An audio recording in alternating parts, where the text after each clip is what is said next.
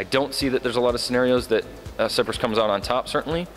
And I think the likelihood of them defecting from the euro has skyrocketed. None of the scenarios involve that are at the table, and certainly the ones that I've read, would sit well with the constituents of Cyprus, the people that are voting their parliament in. None of them certainly would want to take a depository tax hit. That crosses a very important line. Investors, the shareholders and bondholders of the banks are the ones that are supposed to take the hit when banks suffer.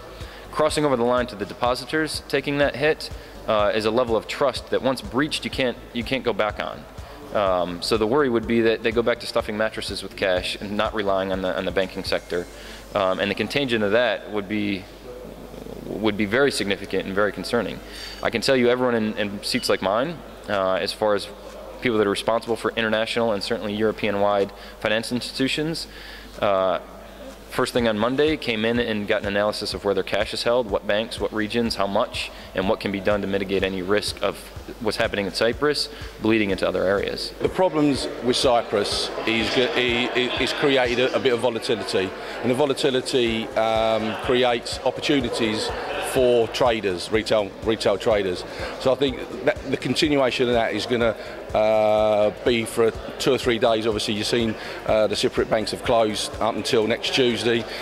The authorities are worried about the run on the banks, which would have a contagion effect, I think, on the rest of the Eurozone.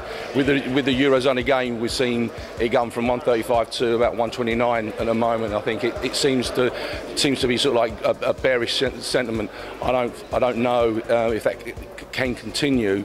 As I said earlier on, it appears to be sort of like holding firm here, but again, that's an opportunity for the retail guy to maybe trade the euro.